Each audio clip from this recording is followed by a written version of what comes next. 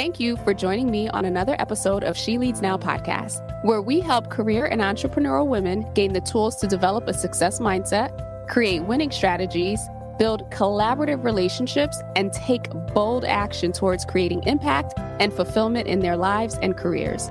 I'm your host, Sabine Gideon, and I'm on a mission to awaken and activate women and emerging leaders so they can tap into their innate leadership ability, elevate their influence, and create the impact they were destined to make. If you're ready to uplevel your confidence, courage, and influence, you've come to the right place. Join me weekly for insights, strategies, and resources to help you grow, develop, and embody the leader you were meant to be, so that you can make the impact you know you are called to make and establish the legacy you've always dreamed. The world eagerly awaits the emergence of your brilliance, impact, and influence. So with that, let's dive into this week's episode. Welcome to another episode of She Leads Now. I am your host, Sabine Gideon, and I am so glad to be joining you today. And I have a special guest with me. So today starts the official launch of our LeadHership Reloaded series, where we are going to be talking about how to redefine, reimagine, and rehumanize leadership in a post-pandemic era. And so I have an amazing lineup of women in leadership in different capacities in corporate and their own businesses who are going to be coming on to talk about the impact that they're making within their organizations and their businesses, and certainly the challenges that they've overcome and want to continue to overcome as we relook at or revisit or reimagine this future of work. So with that, I have with me Hema Crockett. Hema is an entrepreneur, author, and avid traveler who believes life is too short to not do what you love and follow your dreams. After spending nearly 20 years as an HR exec working in private sector, as well as for the government, she decided that it was time to start living life differently. Yes, I can relate to that. She is the co-founder of GigTalent, a modern talent collective connecting vetted high-caliber HR consultants and leadership coaches with forward-thinking organizations seeking a competitive advantage. With that, welcome to the show, Hema. I'm so excited to have you here. Thank you so much. I am really excited. Just meeting you for the first time today, I think, hit it off so well, and really looking forward to having this conversation today.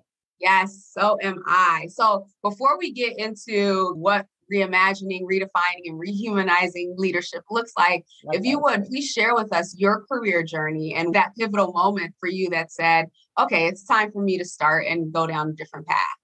Yeah. So when I graduated college, let me go back. This will tell you where I started and how it's going. Let's put it that way. So when I went into college, I wanted to be a forensic psychologist for the FBI. I think it must have been a cool TV show at the time, is my guess. There was something happening because there's no way I would have come up with that on my own, to be honest.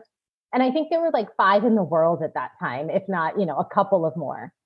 And I was like, I don't know if going through all of that schooling is for me at the end of the day. And I decided to keep with my psychology degree and add business on top of it.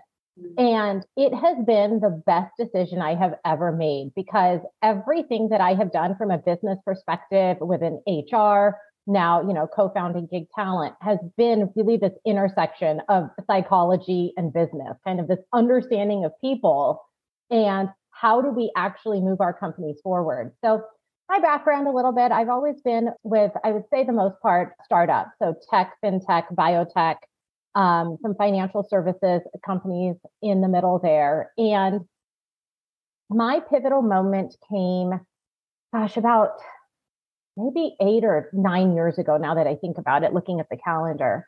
I had an opportunity, my husband and I had an opportunity to move to Kathmandu, Nepal. And he was at the time active duty military. And so it was just kind of this austere post out in the middle of nowhere. It was never on the bucket list to visit Kathmandu, to be fair. I'd heard it in a song a couple of times, but I didn't really know much about it. And I thought, when else are we going to get this opportunity? And I had a fabulous career. Things were going really well. I felt like I had, quote unquote, made it, right? You have this office and people are happy and you have a title and you're making great money, but I just didn't feel fulfilled at the end of the day. And we had gone through a couple of really big kind of personal things that had really changed my outlook on life. And I was thinking, you know what? Let's do this. Let's just go. And we packed our bags, packed up our house, packed everything and left. And we were gone. We were in Kathmandu for about 2.5 years before moving to Germany. And I'll tell you, my time in Kathmandu is something I still go back to quite frequently in my mind. I was fortunate while we were there to do Everest Base Camp. So I had spent 2 weeks trekking to the base camp of Everest. And what I realized is, you don't have cell phone service, you don't have TVs, you don't have anything out there. It's just kind of you. And then whoever you go with. And you're just meeting people from all walks of life. And you're just getting to learn each other's stories.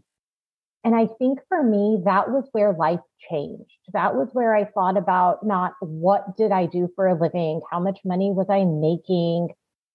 What company did I work for or wanted to work for? It was about these stories, about what makes us human at the end of the day and what makes us light up, what makes us happy, what makes us mad or sad or angry as well, just all of these emotions.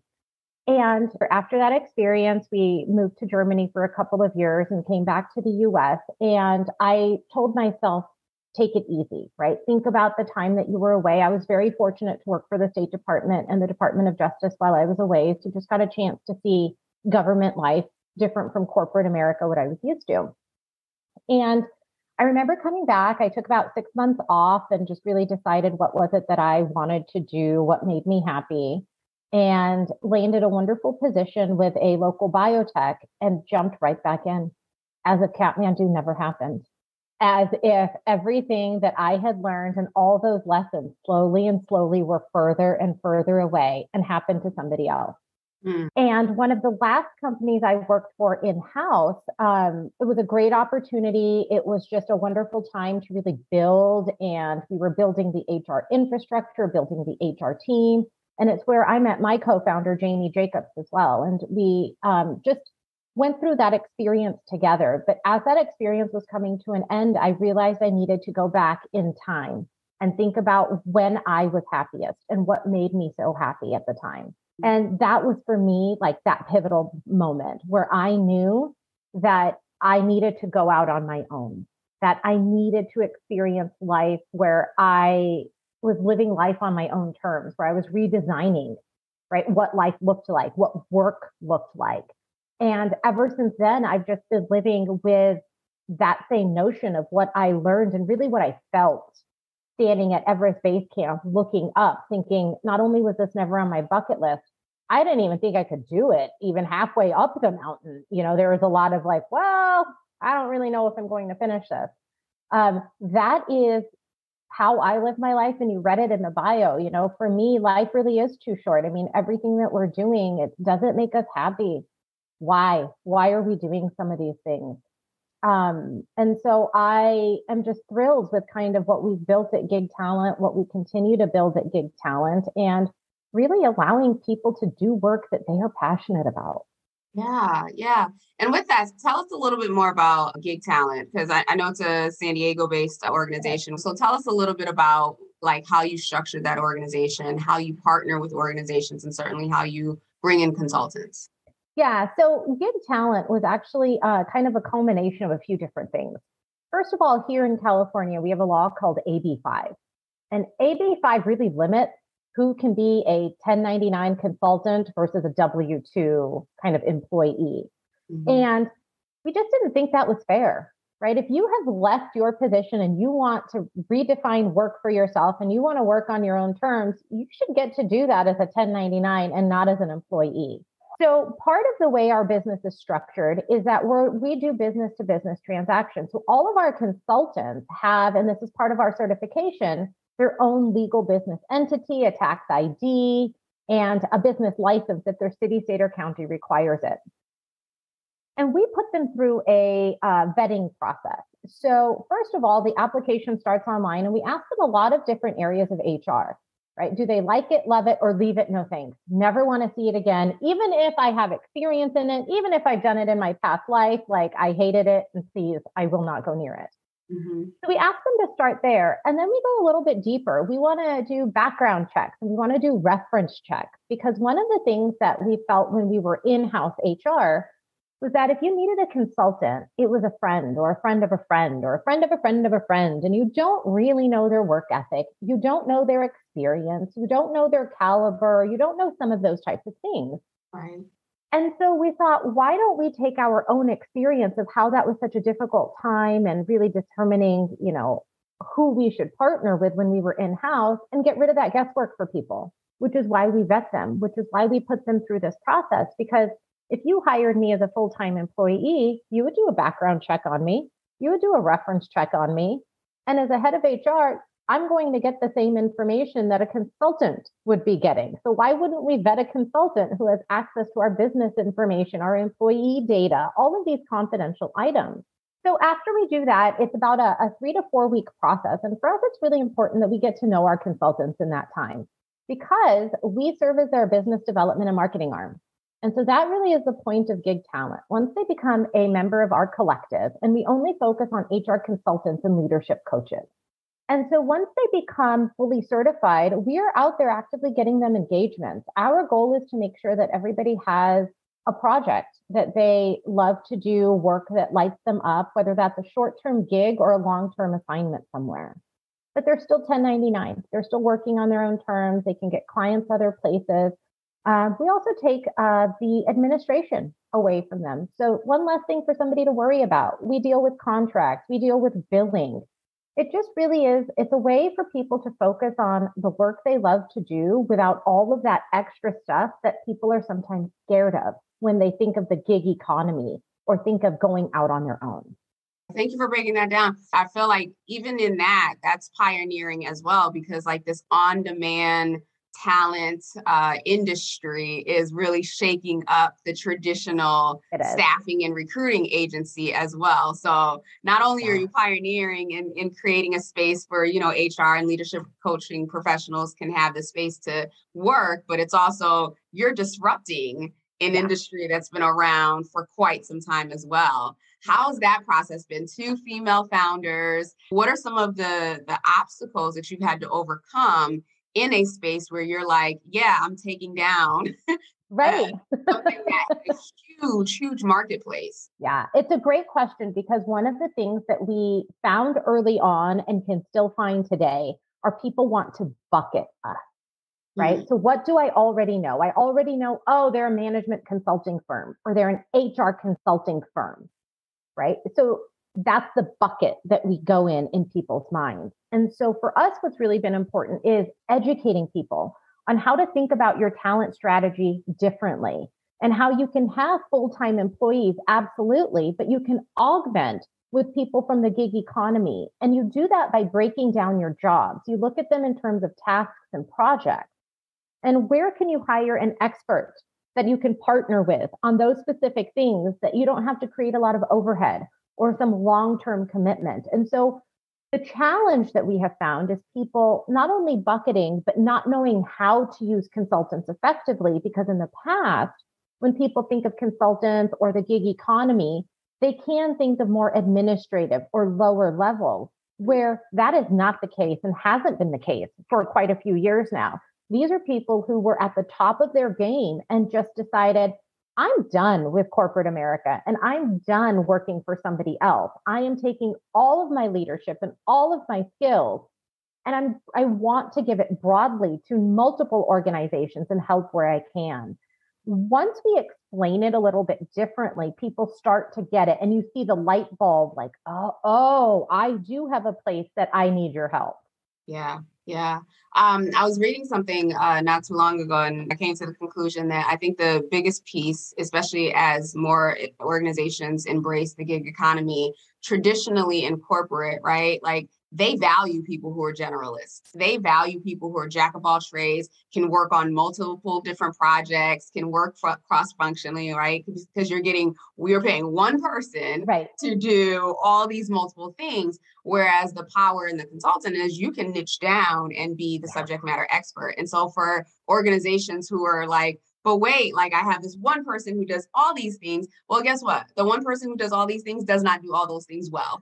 Right. They may be Yeah. able to figure things out where they're just like, oh, but Susie, Susie does all these things. Yeah, but it took her 2 years to get that project through, right? You could Right. have had someone who Right. was skilled, who could have driven that while Susie focused on the things that mattered the most. So thank you for breaking that down.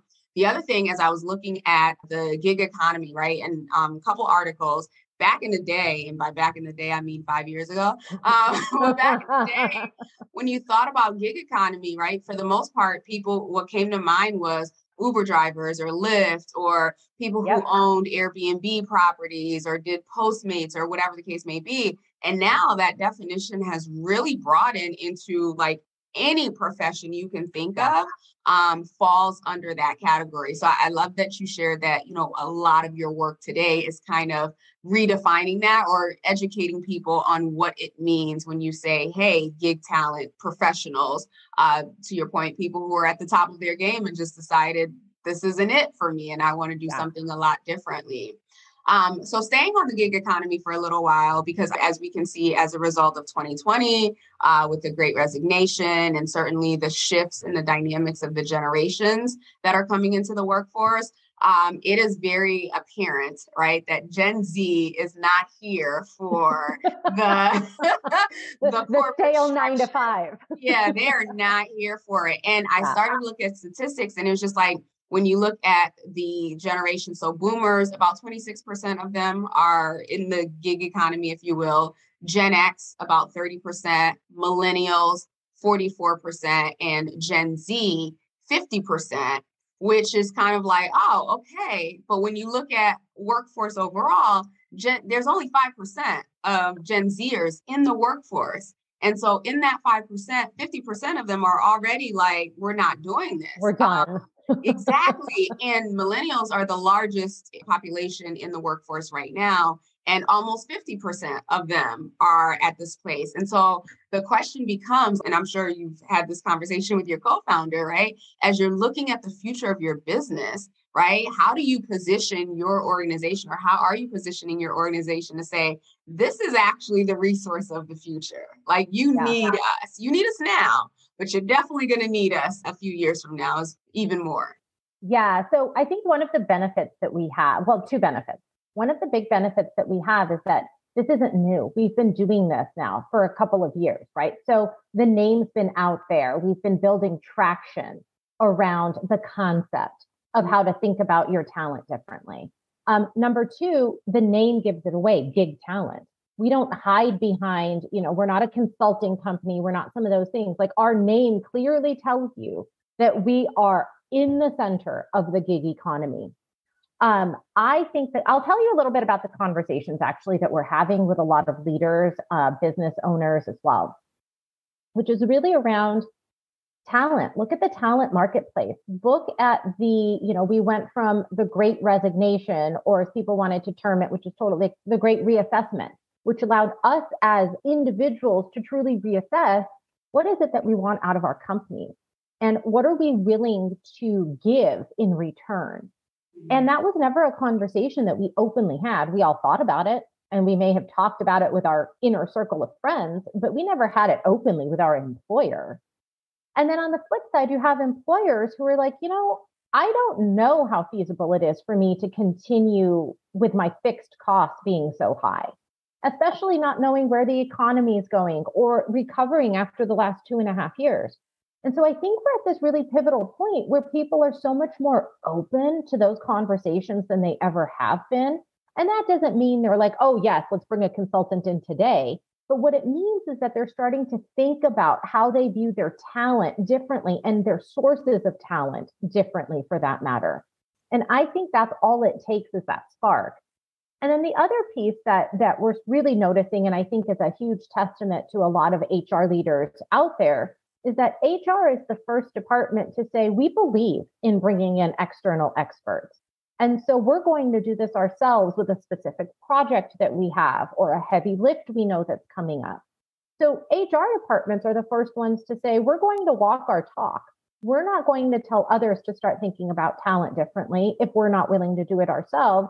And we're bringing in these external experts to help us, help our organization evolve, help us meet those business goals. And so that has been really amazing to see, because you can't have your CEO want to think about talent differently if your HR department or, your CFO or your finance department aren't willing to think about talent differently.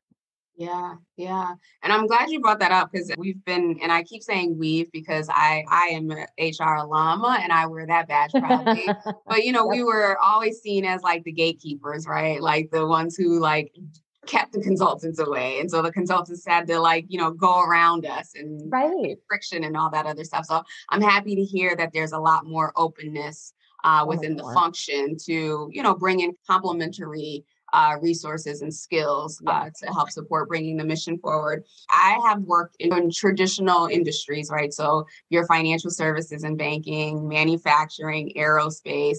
And so it would be like 20 years from now. Oh my gosh, the gig economy. So I'm curious, are those industries that you find a little bit more challenging to penetrate now, or are they actually open because of everything else that's happening? Yeah, to be fully transparent, we're not in the business of convincing anybody of anything, right? So we will educate. We do that through our social media platforms. We do that through speaking. We do that through some of these types of things. Mm-hmm. And in the audience, right, are people from those types of traditional organizations. And it's nice to see that they're attending, that they're open-minded, that they're listening and hearing what's happening and how to potentially utilize consultants or those from the gig economy. I think what happens is those companies tend to be so large, and there tends to be a lot of bureaucratic red tape. And it is not that simple to change how they've been operating, right, for decades. And I think what we notice from if I was to look at our clients across the board, we tend to see a lot of small and mid-sized companies who tend to feel the sting of losing good talent very deeply. They can't compete with the Googles, the Amazon, some of these companies that have a lot of money. And so that's where they're willing to get a little bit more creative with their talent. Some of the traditional industries, it's been difficult, I would say, but I see that the ship is slowly starting to turn. I think what that means or what that looks like for those companies is TBD. What I would say, though, is when you have a large organization, think about setting up a gig economy internally to your company as well. You don't always have to go external for consultants if you have a lot of talent internally. Make sure that you're maximizing their potential and their experience and what they want to do, and just have an internal marketplace. That really helps you start to think about that traditional one person, one job differently. Yeah. It makes me think of like that whole entrepreneur, right? Yeah. You hear about entrepreneur. Yep. And also I feel like companies like 3M and Intuit, they were the first in like setting up like departments or teams. They started off with teams, like go figure something out, innovate it, bring it to market. And then that team would then turn into a department and then eventually like their own subset of the organization. And that's been working for them really well. So, as I'm thinking about the generations, right, who are coming in, and even millennials, right? So I feel like millennials were the game changer on so many different levels. Shout out to my millennials. In terms of even now, you can see most of the leadership is shifting, right? As boomers are leaving the workforce, millennials have taken leadership roles. They've been taking leadership roles, but now they're the ones making their way up to C-suite. You can see a definite lack, right, in transferring in terms of like skills. And there's also a different requirement of what leadership needs to look at. I'm curious, as we look at Gen Z, for those who do come into the workforce, right, or traditional workplaces, as leadership or traditional leadership modeling and its skills and expertise starts to go out that door, what does that look like? How do we teach the next generation how to be leaders in an organization where I don't want to say leadership is fluid, because it's not that it's going to be even more fluid. It's just it's so much different and so radical and so ever changing. What are your thoughts on just from being able to build up the next generation of leaders in a world where they may not have performance reviews, right? They may not necessarily be on the talent review and their names don't make the 9 box, right? How do we get those opportunities to develop the skills that they need to be able to be effective, even as they grow, whether it's continuing to be independent or they go in-house at some point? Yeah, I love this question and I love this topic, and I'm going to limit my soapbox moment. Just a fair warning on that. I am a firm believer that your title, your level, your role does not make a difference as to how you show up as a leader. In fact, my husband and I wrote a book called The Everyday Leader, and it's literally about how anybody can show up as a leader. It's really a holistic change that needs to happen, but I'll leave it on the organizational level for now, even though I believe we need to get into high schools about leadership. I think we need to start considering democratizing leadership.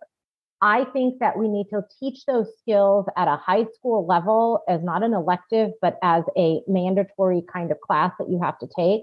And then you take that throughout your 4 years of high school. And then you have a good foundation for what it means to be a leader, whether you go to college or whether you go get a job, doesn't matter, right? You can join the military. Anything that you do, you have this solid foundation. Now, changing the education system is a whole beast, and I am not even nearly qualified to even tackle that subject. But as it relates to our organizations, we can start doing something similar. Rather than nominating people for these hypo programs or these next leader type of programs, why don't we just start teaching leadership skills day one when people come in? Whether you're a new grad or you've been doing this for a long time, we can all learn something new. Mm-hmm. And I think if we started at the grassroots level within an organization and not kind of leadership is over here and everybody else is over here, we would eliminate this issue. I also think a big piece of this is around personalizing leadership. Because how I communicate with you may not be effective as to how I communicate with another coworker or another peer of yours, right? That I would manage. I need to be able to have, to your point, you said fluid, and I actually think it's a great word.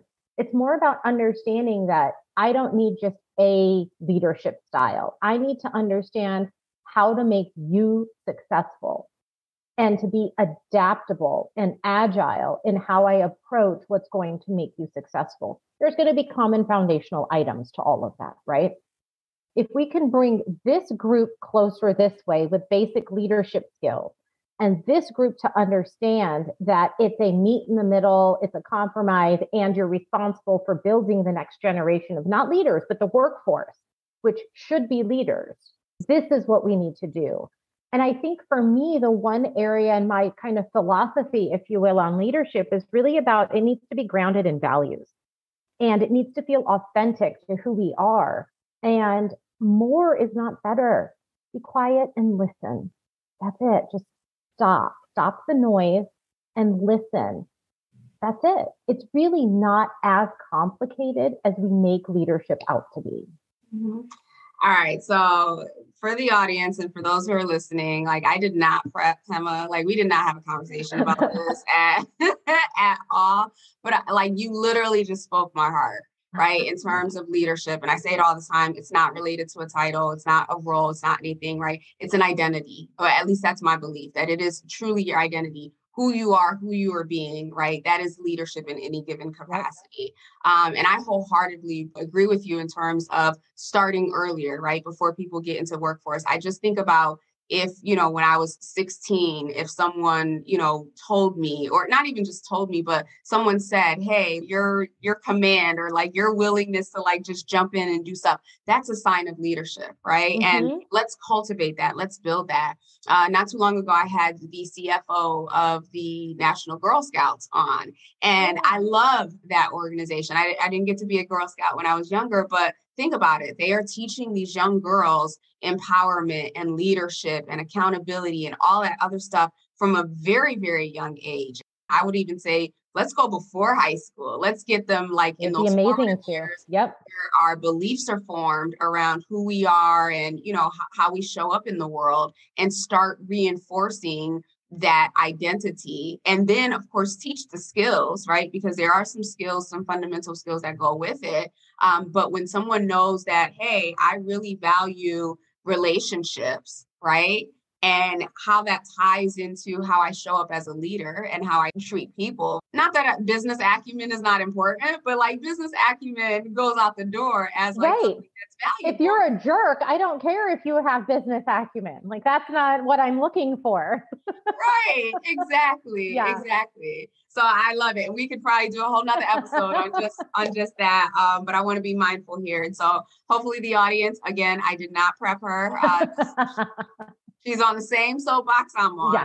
Yeah. I'll step off for right now because it really is a long, long conversation. Yes. We'll get off that one to get on this new one. Perfect. So this whole series came about, LeadHership Reloaded, because over the last couple of years, specifically with the pandemic and the impact that it's had on women, and how, women had to make sacrifices in leaving their careers and all this other stuff. And even the Great Resignation, as it was, the narrative wasn't even focused on the fact that you're losing women who were in leadership positions, like not even just positions, but like these women were leading beforehand, right? So even the conversation, I feel like there was this undertone where it wasn't like this deep appreciation, right, for these women who were leaving the workforce. It was just like, women are the majority of we're the ones causing this additional problem on top of something that already existed.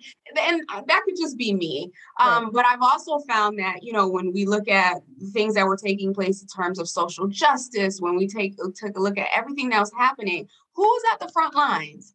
Who was the loudest in saying, no, like not in my territory, not in my backyard, not in my whatchamacallit? It was women. But yet I feel like as time has gone on, that fire, like I am woman, hear me roar, and I'm leading and I'm changing and I'm, doing all these things. And I'm talking about for the everyday, right? There's the Forbes top 25 list, and they've totally different. Right? Yeah. But I'm talking about the everyday woman who has been volunteering in her community, who has been leading different departments, who has been creating a business and doing all these things. I wanted to highlight her, and I wanted to create a space to talk about the fact that, one, we as women don't get credit for, the change that we affect and we initiate.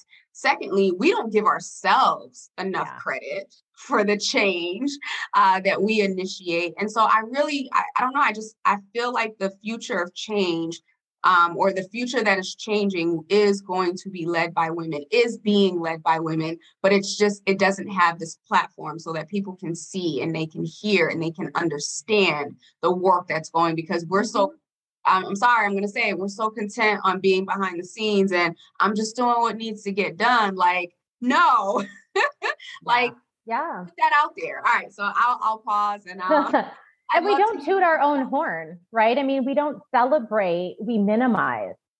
And I think that's part of the problem. I think we're very much like, no, we have to be humble about it. We can't, talk about all these amazing and cool things that we've accomplished, whether it's in a short amount of time or a long, wonderful career. And I think where we end up is in kind of this should category, right? I should stay quiet. I should be small. I should all of these things. And the answer is no. Because why? What are we hiding? Right? And why are we hiding behind something at the end of the day? And I think what I have really appreciated about I think this has been happening prior. I think the pandemic accelerated a lot of things that we're seeing today. And one of the really amazing things that I have appreciated is the ability to really show up as your true self. Kind of those facades and those masks are gone, right? And this is really about take it or leave it. Like I'm sorry, not sorry at the end of the day anymore. And I think we're just at the cusp of what that truly means, because we are still, to the generational point, straddling generations in a workforce. And it's a difficult place to be because there can be, I should say, such a disconnect in the way the generations think or lead or show up. And so I think that as we start to see more boomers and even Gen X over time come out of the workforce, I think we're going to start really seeing much more of a massive shift, and TBD on what that means and what that looks like. But I think we're just, tip of the iceberg right now. I don't think we are even close to seeing what is going to happen. And I think the more conversations that people have like this, highlighting, like I love everything that you just said about what you are doing and your mission. And the more that people highlight these conversations and the more that women have these conversations with other women, I think it gives each of us internally who's listening, you know what, you're right. I need to, right? Not I should, because should implies you may not. Like, I need to step up. I need to own who I am. I'm done being shy. I'm done being whatever these things are. And so just the fact that you're bringing light to this I just love it. Hey there, stopping by to share an amazing and exciting announcement with you. I will be hosting a 3-day workshop titled Elevate Your Leadership, November 28th through the 30th. And this workshop will take place live via Zoom every single day.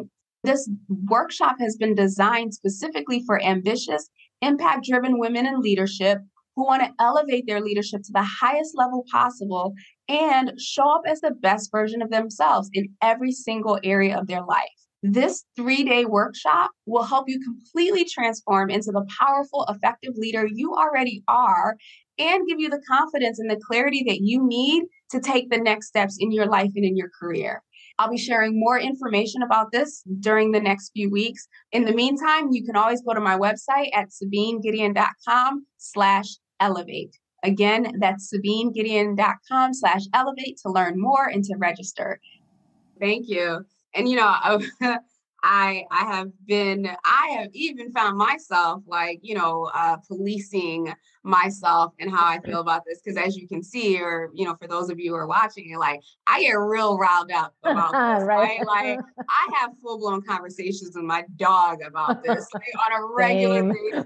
So I'm taking ownership and accountability of the fact that I find myself shying away, because not that it's contrarian, because it's really not, it's true. But there just aren't a lot of female voices. And quite frankly, there aren't enough female voices that look like me who are raising it from the mountaintops. Now, there are different aspects, right? Whether it be around diversity or, different pieces like that. But when I'm talking about straight, I'm coming for leadership, right? People who have the accountability and the ownness to lead other people, and they're not doing their jobs. And we see that not just in the workforce, every sector, right? And so I just feel there is an absence of leadership. There are people who are holding leadership roles, leadership titles, leadership power, and leadership authority, but absence of true leadership, true individuals who are connected to themselves, who have a deeper connection to people, or a deeper connection to people than they do money, than they do status, than they do all of these other things. So the question becomes, how do we pull more women into that place to say, hey, this is who I am. This is what I know. This is my zone of genius or my unique brilliance, and I'm going to own it in this space, and I'm going to leverage it to make change in X space, right? And it's not like you're going to change the world, right? Because we're not expected to change the world. But I do believe that we each have this unique assignment or area of gifting where, okay, that's my spot. Yeah. I'm going to hold that one down. Yeah, no, I think it's spot on. And I think one of the areas, at least historically, and I still do see this to a degree today, that as women we fall into is we try to be somebody that we're not. We see the successful man and we think we have to mimic how they got to the top or how they achieved a certain position. And we lose sight of what makes us authentic in that moment. And I think rather than trying to mimic anybody else, we need to think about what makes us as an individual so qualified, so great, so amazing at whatever that thing is. and throw out the rules that have always been there, right? Throw out the stale narratives that have existed for so many years rather than trying to fit into those. And I think it's going to be kind of a multi-pronged approach. I think it's going to take women doing those things. I think it's going to take men to listen, right? And I think it's also about the conversation that the two can have together versus bashing one side or the other, which can be sometimes when people get platforms, that's where it starts to take shape, right? And it's less about what one has done wrong, what the other can't do, but more about how do we understand each other? How do we understand that, yes, we're different, but we're all after the same thing at the end of the day, even though we may go after it differently. Mm-hmm. And I think just like everything else, it's a big educational process. I think to go back to the previous leadership soapbox, I think part of what we see today is actually driven by the fact that we haven't democratized leadership, that we haven't made it attainable or tangible for every single person. And that if you think about the leaders that exist today, who were their role models? Probably people who are very similar to them in a leadership position. And then you keep following that generationally down the line and in the past, and you start seeing this like, okay, so we're not learning anything new. We're building on who we thought would be a great leader without really taking into account what feels good for us. And then we just kind of develop that persona over time. I really believe that in order to change the way that leaders show up, it's going to take that kind of complete cut, if you will. And at some point, somebody's just going to have to say, we're done. We're starting this and we're going to do this, right? It's like when you look at the rings of a tree, if you cut it, you can tell where something had happened because the rings are no longer round. There's like lines through them parallel. This is the exact same thing. I think that in the absence of something drastic happening and us as a collective really standing up and thinking about what we need from leaders, who we want to be as leaders, and redefining the term leadership, I'm not convinced that anything is fundamentally going to change. Mm-hmm. Yeah. Something you said earlier that sparked for me, and actually one of my like leadership frameworks is built around it, is like the leadership operating system, and it starts with values, right? I'm a firm believer that, first of all, self-awareness is like the best gift that you can give to yourself. And you have to start there, right? As a human being, as whatever role you're in, self-awareness, what are your values? What are your beliefs? What are the non-negotiables for you? And getting clarity on those first before you think about what does that look like in an organization? What is my strategy? I'll ask this question of my clients quite often, right? Who are you? And it'll start with, well, I'm a mom, I'm this, I'm that. It's all of the roles. It's all of the titles. It's titles. It's all of the titles and all the things that we play. And then I'll just keep asking the same question. Then they'll get annoyed and they'll get frustrated. I'm like, who are you? Who are you? Outside of all of that, what makes you you? I mean, it is very telling that so many of us walk around without having even given ourselves the space to even think about, well, who am I? And if who we are is not where we want to be, who do I want to be? How do I want to show up differently? I feel like 2020 gave us, a brief period of time to kind of assess that, but almost like your experience, right? You're kind of like, okay, I'm going to do life differently. And then things started to like pick back up. You go right back. Like it never, ever happened. Yeah. I'm in agreement with you, fundamentally getting to that place where leadership itself, that name, that title is not the thing that we use to define ourselves, but that we're defining ourselves into something that is greater. And that is the essence of who we are. Yeah. It brings up a couple of things for me. Lately, what's come up for me is when you go somewhere and you meet somebody for the first time, the first question is, what do you do? Right? Why is that always our first question? We're immediately trying to bucket people based on literally that title, right? What they do. If you look at LinkedIn on people's profiles, it's what they do. It's not who they are. It's what they do that they lead with in the top, like that little profile section. And it's everywhere. And I think it's people not questioning right? And not taking the time to sit in silence and to really think about that question. I think what you asked is an amazing question. Who are you? And everything that it brings up for people, because I think a lot of times, especially women, we can get scared to answer that question because is it the right answer? Is this what she's looking for? What will other people think if I say this thing and not this other thing? And I think that it's going to take us asking those questions and having those open conversations, even in small groups. We're not talking about, to your point of changing the world, just change your community, change your friends, right? Just asking questions differently is how we're going to start doing some of that. Yeah, yeah.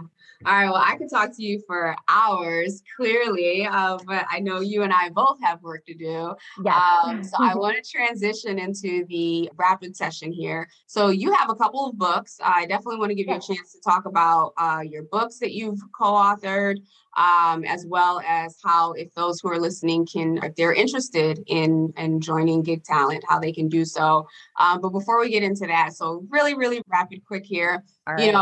Speaking of leadership, right? If you had to define your leadership style or your leadership philosophy, how do you define that today? Grounded in values. Oof. Came so quickly. That's it. So smooth. That's Love it. As you think about networking, and when I say network, I mean building relationships with others, what role has that played in your success throughout your career and certainly as a business owner? Yeah, I think networking's been critical. But I think with networking comes this overextension of yourself to the point where it can be hard to constantly network. So what I've learned is how to maximize my energy and what groups are the ones that kind of give me the most energy that don't burn me out from networking. But I think it's an essential part for all of us. And it's just a growth journey, which is what networking brings, because you meet so many new and amazing people in that environment as well. Absolutely. Absolutely. Leaders are readers. That is my philosophy. And I'm a firm believer that, we can only help our people to the extent that we're growing ourselves. Is there a book or a couple of books that have been pivotal for you in helping you grow? Yeah. So from a entrepreneurship perspective, there's a book called Soul Sourced Entrepreneur, and it's by Christine Kane. And it was actually recommended to me by a friend. And I just loved everything about it, basically throwing out the old narrative and really leaning in as women as to what our natural gifts are and not pushing those aside when we're leading, when we're growing and building a business. Yeah. So from a business perspective, that's one. The other one for me, just general life, is The Alchemist by Paulo Coelho. It's just a book that when I read it at different stages of my life, I get something new out of it every single time. Okay. Awesome. I feel like I've heard of The Alchemist, but the other book by Christine Kane, I had not heard of. So we will definitely it's a great book in the show notes. As you think about your journey right through life and where you are right now, if you could go back in time and have a conversation with a younger version of yourself, what's one piece of advice that you would give her based on what you know about yourself, what you know about life now? Probably two things that are connected. One, be authentic, quit trying to please everybody else around you. And number two, worry less about the shoulds, right? The shoulds that I put on myself of I should do this career path versus this career path, or the shoulds that other people put on you. You should stay in San Diego versus moving, or whatever it may be. I know that now, but boy, would it have saved me a lot of grief in my younger years had I known that. Yeah, shed the shoulds. I love that. And as you think about your legacy, right, you're paving the way in what you're doing in your business right now. You're certainly paving the way in many different ways. When you look back, let's just say, 40, 50, 60, well, however many years from now, and you're looking back at like a movie of your life, what will you want people to be able to say, or what will you want to be able to say about your own life and the impact that you've made? When I think back on it, I would want to say that I was like the embodiment of living your passion and of following your dreams. And that's how I lived my life, right? That is the basis of GigTalent to a degree, on making sure people love what they do. But when I think of what I want people to think of as my, quote unquote legacy, that I lived by those words. I love that. I love that. Well, thank you, Hema. If you will, please share with us the exciting work that's happening over at GigTalent, and certainly the books that you've written and how people can get in touch with you. Yeah, absolutely. So the 2 books, we mentioned one of them was The Everyday Leader, and it takes the 14 Marine Corps leadership traits and actually breaks them down as to how we can apply them in business and really just our everyday lives. And then the second book is called Designing Exceptional Organizational Cultures. And it's the book that Jamie and I, so my co-founder and I, wrote together. And it really just takes how can you create these places that people want to work? And when you talked about self-awareness and leadership, it's one of the first chapters in there because culture really is set on this foundation of leaders being self-aware and understanding their role. So both of those books are available on Amazon. And our website at GigTalent is www.gogigtalent.com. And it has a lot of information about the work that we're doing, how to become certified as one of our certified consultants. And if you are a business out there just looking for some help on whether it's HR related items, whether it's executive coaching, it gives you some information there on how to reach us as well. And as always, feel free to connect with me on LinkedIn. Happy to connect with anybody. Awesome. Thank you. Well, this has been such a wonderful conversation and reaffirming for me on so many different levels that we need to be having this conversation.